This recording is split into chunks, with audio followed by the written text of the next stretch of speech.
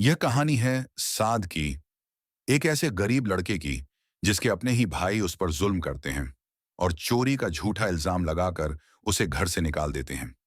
लेकिन सवाल यह है, क्या एक बेसहारा लड़का अपनी तकदीर बदल सकता है? क्या सब्र और ईमान वाकई इंसान को बुलंदी तक ले जाते हैं?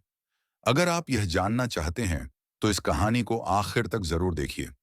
एक छोटा सा गांव था जहां जमीन हरियाली की चादर ओढ़े रहती थी। हवा में मिट्टी की खुशबू थी और हर सुबह मस्जिद से अजान की सदा पूरे गांव को जगा देती थी।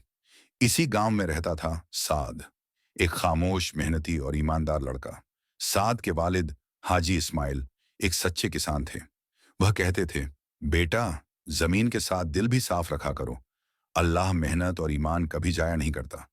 उसकी माँ बीबी खदीजा रात को चरागाह जलाकर कुरान पढ़ती थीं। वह साद से कहती, जब दुनिया सख्त हो जाए तो सब्र करना। अल्लाह सब्र करने वालों के साथ है। लेकिन वक्त हमेशा एक जैसा नहीं रहता। पहले साद के वालिद इस दुनिया से रुखसत हो गए और कुछ साल बाद उसकी मां भी। अब साद अकेला रह गया था। उसके तीन बड़े भाई थे, यूसुफ, हारून और इलियास। शुरुआत में उन्होंने साद को अपनाया, लेकिन धीरे धीरे उनके दिलों में जलन भर गई। गांव वाले साद की मेहनत की तारीफ करते और यही तारीफ उसके भाइयों को चुभने लगी। एक दिन बाजार में मेला लगा। साद ने पूरी ईमानदारी से काम किया, लेकिन शाम को उस पर चोरी का झूठा इल्जाम लगाया गया।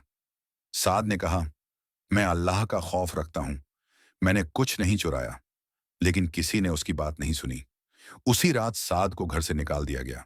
साद ने बस दो कपड़े लिए और अपने वालिद की दी हुई तस्बीह।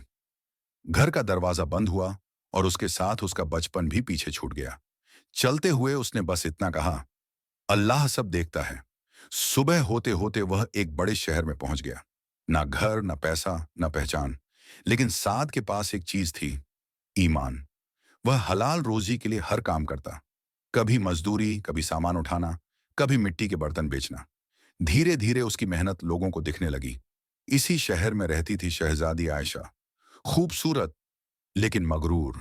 वह खुद को सबसे ऊपर समझती थी। एक दिन मेले में आयशा ने मिट्टी के बर्तनों को बेकार कहा। साद ने अदब से कहा, हर चीज की अपनी खूबसूरती होती है, बस उसे देखने के लिए दिल की आंख चाहिए। आयशा चुप हो गई। पहली बार उसका घमंड हिला। कुछ समय बाद शहर पर सूखा पड़ गया, दरिया सूख गया, फसलें मरने लगीं। साद ने लोगों से कहा, अगर हम सब मिलकर एक पुराने कुएं को साफ करें तो शायद अल्लाह हम पर रहमत उतार दे।